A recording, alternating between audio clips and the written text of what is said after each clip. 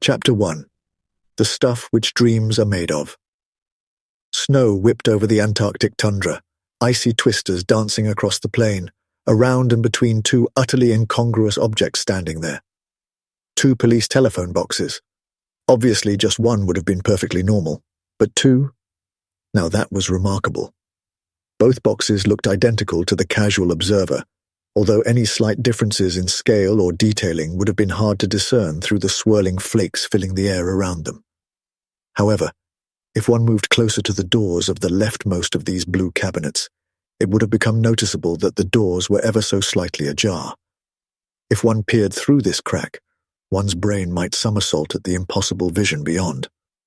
The space within was clearly disconnected from the space without, the former being far larger than the latter would seem to allow. This impossible space within space was also quite obviously a control room of some sort, pristine white with circular roundels set into the walls and a large control console set into the center of the room. However, there was one object within this room which did not quite seem to fit the decor, a large gunmetal grey box, perhaps the size of a spacious double wardrobe, very industrial in appearance. It seemed to have been pushed roughly against one wall with a certain degree of haste and lack of precision, judging from its slightly askew angle. There was a door set into the front of this device, heavy duty, almost like an airlock from a space freighter, complete with keypad control unit. Set at around head height into this door was a roughly half-meter square window, but that which lay beyond was entirely obscured by what looked like condensation. Rivulets of water scored jagged veins down this surface, but steam further clouded the view inside. This view was enlivened sporadically by flashes of yellow and orange, almost as if lightning were playing within the enclosure. Above the door was a peeling stenciled sign in an ancient tongue which simply read, "Decontamination Shower." The door burst open with a rush of steam and trickling fluids, the figure of a man spilling through it to land clumsily on the floor on all fours. This figure raised his grey-haired head and gave an almost animal cry of anguish and confusion. Then, as he looked around him, his pained expression gave way to one of abject horror. "What the hell is this?" he exploded furiously and Scottishly. This, being the main console room, had a bizarre appearance, at least to anyone familiar with it, and yet it was somehow also familiar, to anyone bizarre enough to know it. It still sported a two-tier design, gantry at a higher level where the main doors lay with stairs leading down from there to the central area of the previously mentioned console. But this was where the similarity with the Doctor's most recent recollections ended abruptly. The first problem the Doctor was having was just how bright everything had become. Every wall, stair, and banister was a brilliant and unforgiving white. Each wall was decorated with sunken circular roundels, an aesthetic he was obviously familiar with but not for a very long time, and not on such a scale. The main console itself was a similar mind-bending contortion of old and new, in a sickening collision of style and size. Its proportions were of the imposing, looming vastness with which he was familiar, but the panels and switches were of a much flatter, less baroque, more brutalist nature. The slowly pumping central column, while vast, now had what appeared to be flat perspex sides encasing strange rods and plates of metal and glass. It was reminiscent of some terribly hip and groovy modern art installation set into undulating motion. Clearly someone had left the motor running, even if not in gear. The Doctor could sense no signs of travel. It was from behind the imposing bulk of the main console assembly that the figure of a white-haired elderly gentleman moved into view. He walked with an unhurried gait, arms held behind his back. "This," the first Doctor began with an air of weary patience, "is your TARDIS." "Is it?" the Doctor snapped back, gesturing around him. "Are you sure?" Even as the last words left his lips, Fresh confusion, even horror, seized his features, and his hands leapt to his throat and began to feel around in alarm. The first doctor either did not notice the doctor's change in behavior or chose to ignore it, electing instead to take his question at face value. Yes, well, I shall always think of it as mine naturally, but yes, this is the TARDIS contemporaneous to you. My TARDIS is nearby. I understand your confusion, though. The first doctor paused, gesturing around him, looking for all the world like a conductor receiving applause. I do hope you don't mind, but I took the liberty of redecorating a little. It was all so dark, baroque and, well, unnecessary. However, I left the layout and dimensions set in accordance with your current grandiose fetishes. The doctor continued to clutch at his neck during this slightly condescending explanation, and indeed appeared to be utterly oblivious to it. "I'm still Scottish!" he cried incredulously. His eyes widened still further. "And a man!" he continued, almost yelling. Perhaps due to his systematic bent, the first doctor decided to deal with the questions in order. "Are you Scottish? I don't recall ever being that good with accents. I must say that in the somewhat limited interactions we have had, you always sounded to me a little like that incarnation of ours with the floppy hat and ridiculous scarf." "Nonsense!" the doctor spat back. "I've never sounded like that." The first doctor shook his head in disappointment. "That is an absurd statement, not worthy of us." The doctor shook his own head in irritation, dismissing this admonishment from his earlier self with a pah. The first doctor now turned to the second question. "And of course we assemble a human. But if you'd care to check your pulse, I think you'll find yourself quite Time Lord." The doctor fixed the first doctor with a hard stare. "That is not what I meant," he said slowly through clenched teeth. No. What then? I thought I regenerated into a woman." This time it was the first doctor's turn to show surprise. He even gave a rare single explosive laugh. "Ha! How ludicrous!"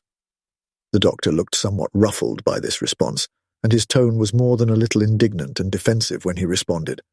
"Ludicrous? What reason would you have to say that?" The first doctor frowned and looked considerably unimpressed with his future self. "Reasons, you say? Oh, let me count the ways. Firstly, I do not recall ever harboring a desire to be anything other than who I am, sex-wise, I mean. Never once caught myself wishing Susan could call me grandmother, nor even for a moment experienced the desire to learn the art of sucking eggs." The first doctor held up a finger to forestall an anticipated interruption from his older self. "I know we change from regeneration to regeneration, but there is a certain core which remains, no matter how far you may wish to run from it. To run from yourself," he said, pointing at the doctor. "Secondly," he continued, again cutting off the doctor's chance to respond, "have you any idea how difficult it would be to achieve such a sex change?" "Well," the doctor began, "the sheer number and complexity of treatments prior to transition would be highly disruptive to the business of everyday life," the first doctor went on. "It would be time-consuming, requiring many resources, and would be difficult to conceal from others if someone were to conceal both the desire and the process of such a transformation. Not only would the transformation be a little unusual, but to conceal it would put it into a whole new category of oddity. Imagine, say, if some high-ranking official on Gallifrey had been conducting pre-transition procedures in secret for their own peculiar reasons. What if they were then struck down in the course of their duties and regenerated in front of some hapless palace guard? Can you imagine the confusion and bewilderment on the face of this poor guard, utterly unprepared for this most atypical and difficult of regenerations? He would be completely thrown by it. The doctor's eyes narrowed as he regarded the first doctor suspiciously. "That's an awfully specific example," he said slowly. "Is it?" The first doctor responded innocently. "I'm sure it's purely hypothetical." The doctor remained unconvinced, but for the moment had nothing to add. "My point is," the first doctor ploughed on, "that unless you had a strong, innate desire to effect such a change, or some desperate need to conceal your identity—" At these last words, the doctor's eyes narrowed again. "There would be absolutely no reason for you, or any other Time Lord, to undergo a sex change regeneration. They are anything but spontaneous, after all." The doctor stared at the floor, but his eyes were elsewhere, lost in the jumbled images within his mind. "But it all seemed so real," he offered softly. That Cyberman weapon blast had done a lot of damage, a more dirty weapon than usual. Not intentional, I think. It just appeared a particularly crude and archaic type. It certainly seemed to be interfering with your regeneration more than it should, and this no doubt extended to our mind as well. But did it really seem so real to you? Asked the first doctor. I thought I was a woman. New clothes, new companions. And you explored, had adventures, new and exciting experiences. Well, not really, it was all a little prosaic. So, not like reality at all then.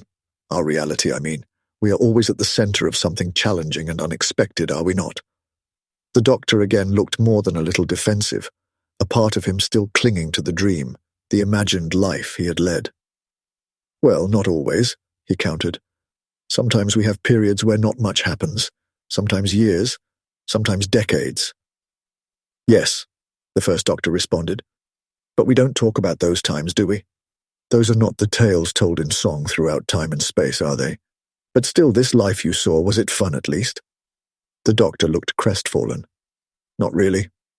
So not our reality at all, then. Nothing but a fever dream, the first doctor concluded briskly. The doctor shrugged in stunned resignation but said nothing. Then he caught sight of himself partially reflected in one face of the console's central column, grey hair and craggy features instantly recognizable and familiar. I am me, he cried, once again animated. The first doctor pursed his lips. I have to say this regeneration of yours is particularly fond of facile, or at the very least poorly thought-through statements. Who else would you be? The doctor glared at his first self once again. And you are still as irritating and pedantic as ever. You know damn well what I mean. I am still me, my 12th body. I did not regenerate. The first doctor stared at the doctor. Yes, you did. You just didn't change your face. I have no idea why you elected to keep this one.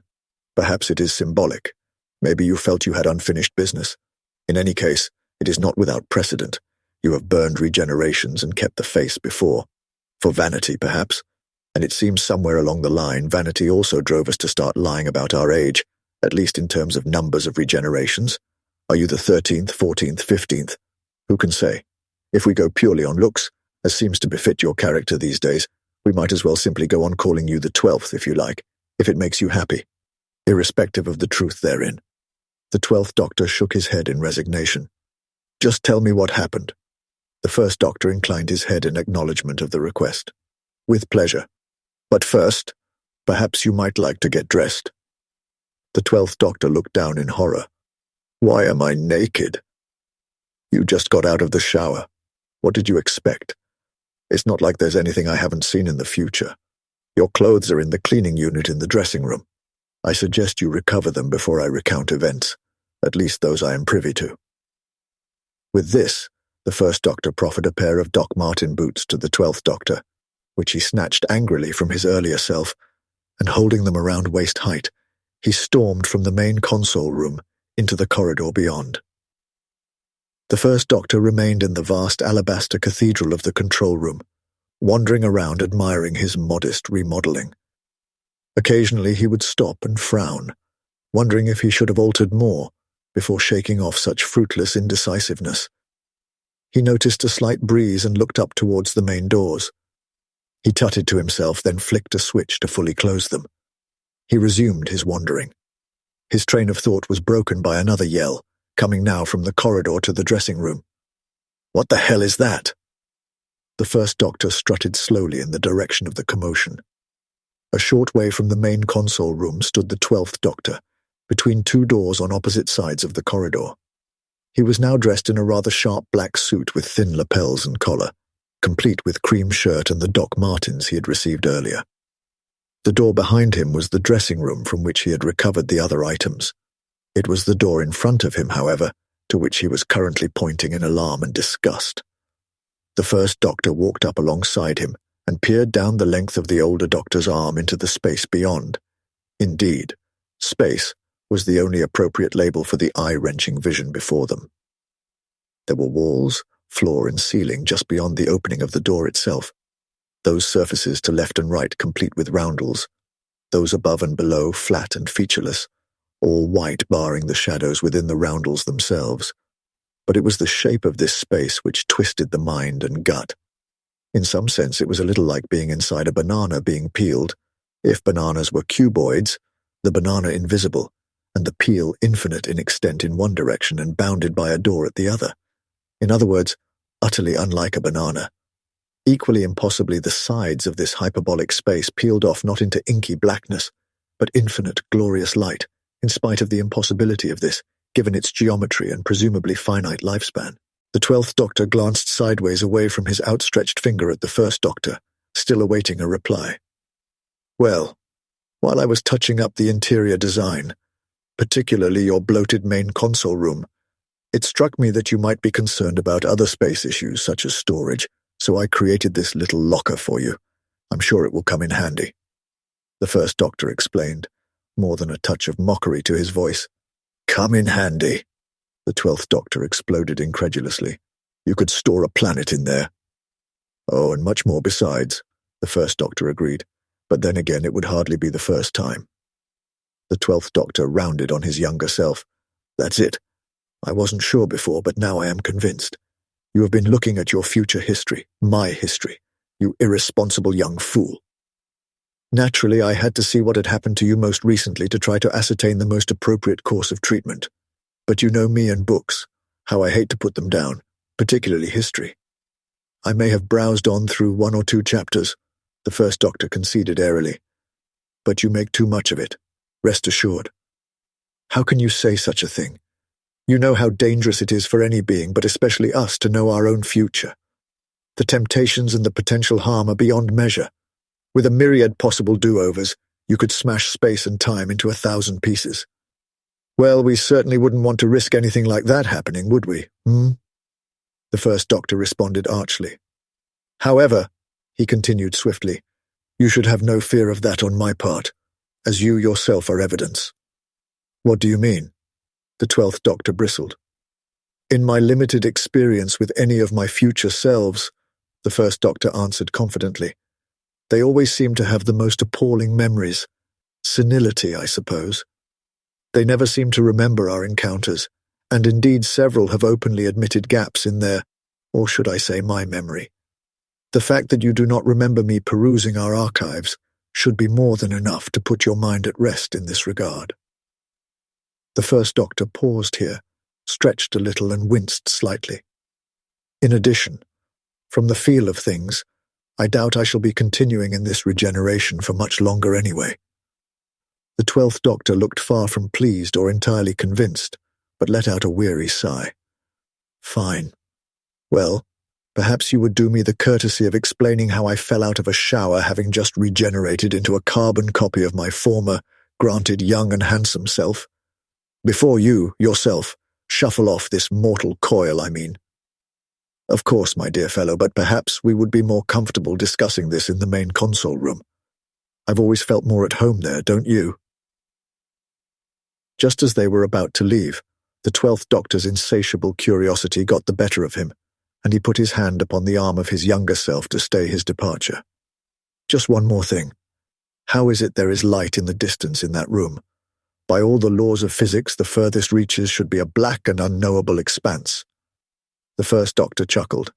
Ah, well, yes, you might think that. But you see, I ordered a matter-dominated universe, indeed just the kind of matter you and I, and many other species besides, might survive in. In other words, an atmosphere. The light comes from a unique biome I also installed, in this case airborne, bioluminescent, microscopic algae and other organisms. Close by you would not notice them, but with increased distance their cumulative effect is quite glorious, don't you think? The 12th Doctor allowed the First Doctor one curt nod of recognition. Together the 2 Doctors now walked back into the main console room. The 12th Doctor glared at the decontamination shower, which had been so unceremoniously dumped there. I'm afraid I asked the TARDIS to move that out of storage in something of a hurry. Here, let me send it back, the First Doctor said helpfully, reaching towards one of the panels on the main console. Get away from that, the 12th Doctor snapped, slapping the First Doctor's hand away. It's my TARDIS. I will put it back, he continued imperiously. His authority was undercut somewhat by the moment of confusion as he tried to get to grips with the recently rearranged controls. Then with a satisfied nod he flicked a switch. With the gentlest of murmured wheezes, the shower faded in and out of existence twice before vanishing for good. "Now," the 12th Doctor continued, "where did you move the interior chameleon circuit adjuster to?" The 1st Doctor pointed to another panel a quarter clockwise around the console from the 12th. "But I'm afraid it became damaged during the last alteration," he cautioned. The 12th Doctor strode around to examine the controls for himself. He bent and peered closely at one lever in particular. "There appears to be something jammed into the selector lever," he said, glancing up accusingly. The 1st Doctor said nothing. The 12th Doctor resumed his examination. He looked up again more sharply. "It appears to be the blade of a butter knife, or rather, the end of the blade of a butter knife.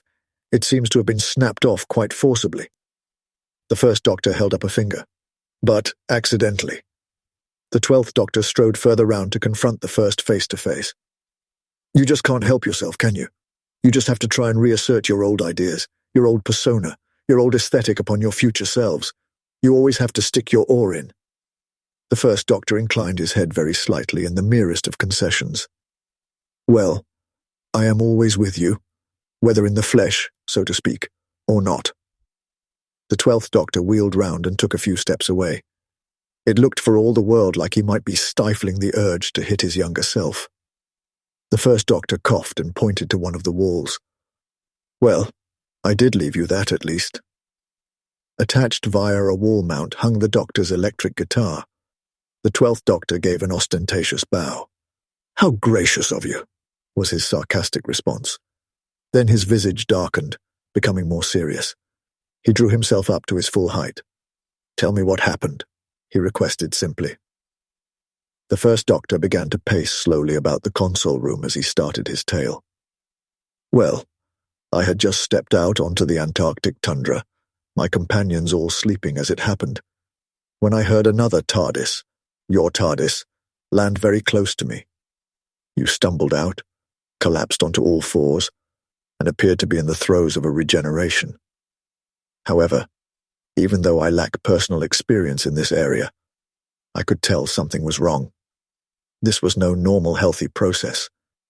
I walked to you. It seemed you saw me, though I cannot be sure." At this, the 12th Doctor interrupted. "I saw you. At least I think I did. In my dreams," he said with quiet introspection. The 1st Doctor nodded, then continued. "Then you passed out. So, not wishing to disturb or confuse my companions, I dragged you back inside your TARDIS to render what care and assistance I could." "You? Carried me in here?" the 12th Doctor asked in disbelief. "I said I dragged you in here, and while this body may be on its last legs, it is still that of a Time Lord.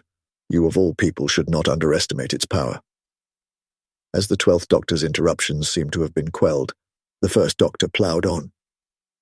"As I mentioned before, the blast you had received from the Cybermen seemed a particularly messy weapon. Whether by accident or design it is hard to say, but the results were obvious. It was seriously disrupting the course of your regeneration. So I just called up the decontamination shower, programmed the appropriate regeneration scrubbers and filters, et voilà, one new, or if you prefer, old Doctor." The 1st Doctor finished with almost a flourish. He then adopted a slight look of concern. "I am sorry about the hallucinations you suffered. It was quite beyond my control. Your body's attempt to make sense of this disrupted, scrambled regeneration and its subsequent unscrambling. But as you yourself conceded, it was all just a dream." "A nightmare, it seems," the 12th Doctor grumbled sourly. "Quite," said the 1st Doctor briskly, "but all's well that ends well, and it seems our meeting too has run its course. My work here is done, and I really should return to my TARDIS before my companions awaken." With this, the 1st Doctor began walking towards the stairs leading to the exit.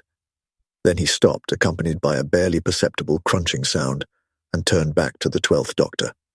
He reached inside his Edwardian jacket and withdrew a tube with a smaller tube attached, atop which sat a couple of circular parts fused together, looking for all the world like a pair of licorice all sorts melted together on a hot summer's day. "I almost forgot," he said absently. "You might find this useful. I discovered it in a store cupboard while you were in the shower." The 12th Doctor looked at it with disdain, yet took it from the first to examine it more closely. "This isn't mine," he said dismissively. No, the first doctor conceded.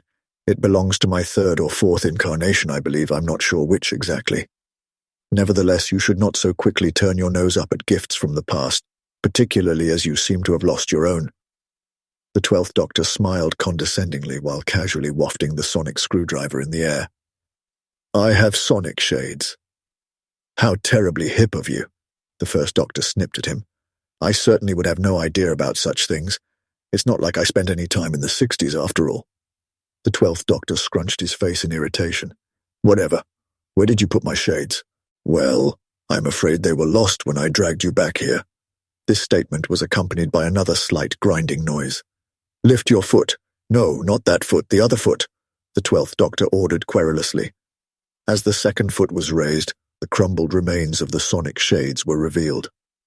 Razilon's rod, the 12th Doctor shouted, waving the sonic screwdriver. I guess I'll have to use this until I can find the time to upgrade. Now I believe you were leaving. Please, please don't let me stop you. The First Doctor smiled coolly. Good luck and safe travels to you, my grumpy future self, he said before mounting the stairs. The doors whirred open as he approached, and without ever once looking back, he walked out into the snow and icy wind. The 12th Doctor returned his attention to the main console, specifically to one of the external view screens. He watched as the First Doctor reached his TARDIS and disappeared within. In less than a minute, the device began to pulse in and out of view as it launched itself on a new journey in time and space. The ancient Time Lord now carelessly set the temporal and spatial coordinates at random for his own TARDIS and threw the launch lever. The central column began to rise and fall more quickly, lights flashing within, but before it had even completed one cycle, there was a crash and an ear-shredding screech as metal rending upon metal. With this, the TARDIS was also thrown, twisting violently to the left, then a moment later to the right. The 12th Doctor was forced to grip the central console with all his might to prevent him being flung wildly around the room. One view screen showed an image which only a Time Lord could easily interpret. Although it was greatly simplified for ease of use by that most powerful race, it was nevertheless a representation of the topology of space-time itself. And right now it was showing the impossible. The universe had shattered. Instead of one space-time, the universe was in shards, sections of space and time broken asunder, and while still close, slowly but surely drifting apart. The point of origin of this disaster seemed to be the moment of the 12th Doctor's departure from the South Pole.